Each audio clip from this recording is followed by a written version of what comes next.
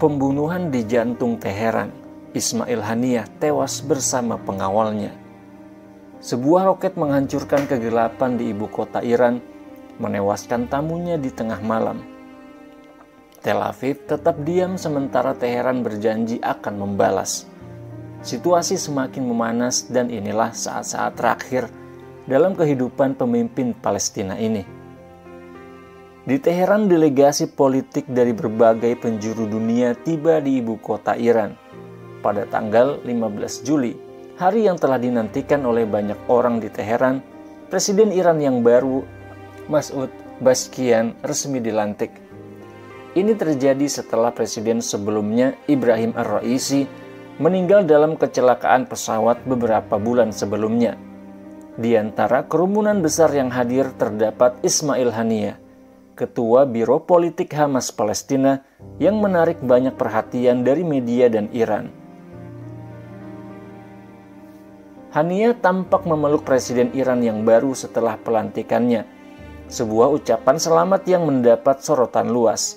Pada saat yang bersamaan, Israel melaksanakan operasi presisi di Beirut Selatan, menargetkan dan membunuh Fuad Shukr, orang kedua di Hizbullah Lebanon, yang meningkatkan ketegangan di front utara. Malam 15 Juli berlangsung lama. Israel tidak puas hanya dengan membunuh Shukr. Mereka menunggu untuk melakukan serangan yang lebih besar di Teheran. Haniyah, yang bertemu dengan Presiden Iran yang baru dan kemudian bertemu dengan pemimpin tertinggi Ali Khamenei, menjadi target berikutnya. Saat malam tiba di ibu kota Iran, Haniyah dipindahkan ke tempat tinggal khusus bersama pengawalnya. Menurut laporan media Iran, Haniyah berada di bawah perlindungan pasukan pengawal revolusi Iran sejak kedatangannya hingga saat pembunuhannya. Tempat tinggal yang ditempati adalah milik veteran pengawal revolusi di utara ibu kota. Namun Tel Aviv nampaknya memiliki informasi yang sangat rinci untuk membunuh Haniyah pada malam itu. Tepat pukul 2 pagi, sebuah ledakan mengguncang Iran, menargetkan bangunan tempat tinggal Ismail Haniyah. Beberapa jam kemudian, media Iran mengumumkan kematiannya. Menurut media yang sama, operasi tersebut dilakukan dengan proyektil udara yang diluncurkan dari luar Iran. Setelah itu, dipastikan bahwa pembunuhan tersebut dilakukan dengan roket yang secara langsung mengenai tubuh Ismail Haniyah, menewaskan dirinya dan pengawalnya Wasim Abu Sya'ban. Sementara itu, menurut media yang lain seperti New York Times, disampaikan bahwa Ismail Haniyah tewas karena sebuah bom yang sudah ditempatkan di bangunan tersebut jauh-jauh hari, sekitar 2 bulan sebelumnya. Bom itu diledakkan dari jauh dengan remote control ketika setelah dipastikan bahwa Ismail Haniyah berada di dalam kamar yang diledakkan tersebut. Dua informasi ini adalah dua informasi yang berbeda tentang bagaimana proses pembunuhan terhadap Ismail Haniyah. Tel Aviv yang melakukan operasi ini berhati-hati dalam menanggapi kejadian tersebut.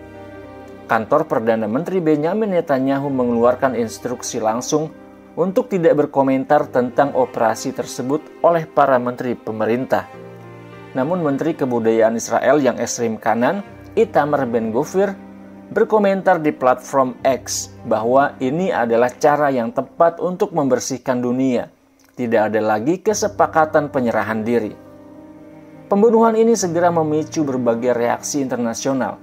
Iran melalui Kementerian Luar Negeri menyatakan bahwa darah Ismail Haniyah tidak akan sia-sia sebagai ancaman langsung terhadap Israel. Lebanon melalui Perdana Menteri Najib Mikati mengutuk pembunuhan tersebut dan menambahkan bahwa ini bisa menjadi pemicu perluasan perang. Dalam konteks yang sama, Kementerian Luar Negeri Turki mengeluarkan pernyataan yang mengutuk pembunuhan Haniyah sebagai tindakan pengecut di Teheran dan menegaskan bahwa pemerintahan Netanyahu tidak memiliki niat untuk mencapai perdamaian. Qatar juga mengutuk operasi tersebut dan menyatakan kekhawatirannya terhadap runtuhnya negosiasi dengan Israel yang terus bersikap keras. Amerika Serikat, sekutu utama Israel melalui Menteri Pertahanannya, mengatakan bahwa mereka mengetahui pembunuhan ketua Hamas tersebut tetapi tidak memiliki informasi tambahan, menunjukkan adanya kesepakatan diam-diam dengan sikap diam Israel. Hizbullah, Lebanon, dan gerakan jihad Islam juga mengutuk pembunuhan tersebut. Begitu pula Presiden Palestina Mahmud Abbas yang menyebut pembunuhan itu sebagai tindakan pengecut dan perkembangan berbahaya di wilayah tersebut. Namun yang paling kontroversial dalam operasi ini adalah lokasinya dan tingkat penetrasi di Teheran. Pembunuhan yang dilakukan di ibu kota Iran, Teheran, dan laporan bahwa roket tersebut datang dari luar negeri menempatkan Iran dalam posisi yang sangat memalukan. Ini menunjukkan bahwa Iran telah disusupi secara signifikan oleh Israel, serta mengungkap kegagalan sistem pertahanan Iran dalam menangkal serangan. Hal ini membuat Iran rentan terhadap serangan udara skala besar dari Israel yang menyebabkan kebingungan di kalangan pejabat Iran. Setelah pembunuhan tersebut, sejumlah pejabat Iran mengancam akan membalas serangan itu. Pembunuhan salah satu pemimpin utama mereka bukan hanya sekutu, menunjukkan posisi Iran yang tidak stabil baik secara militer maupun politik. Meskipun Israel terus meningkatkan ketegangannya, Iran selalu tampak bingung dalam menanggapi, baik melalui aksi militer yang tidak sepenuhnya terlaksana maupun sikap politik yang tidak tegas.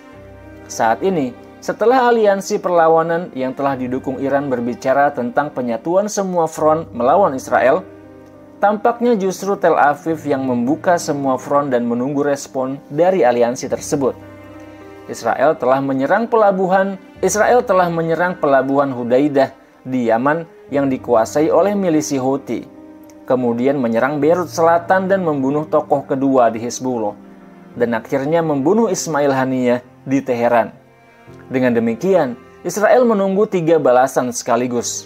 Mereka sepenuhnya sadar bahwa Haniyah adalah salah satu tokoh utama dalam negosiasi gencatan senjata di Gaza. Dengan pembunuhan ini dan operasi sebelumnya, Israel tampaknya menantang semua musuhnya di kawasan untuk merespon. Kini Iran berada di ambang konfrontasi pasti dengan Tel Aviv. Pemimpin tertinggi Iran menyatakan bahwa pembunuhan Haniyah di tanah Iran mengharuskan mereka untuk membalas dendam. Apakah Iran akan merespon kali ini? Akankah perang berkobar di Lebanon? Bagaimana dengan perang di Gaza yang belum sepenuhnya berakhir?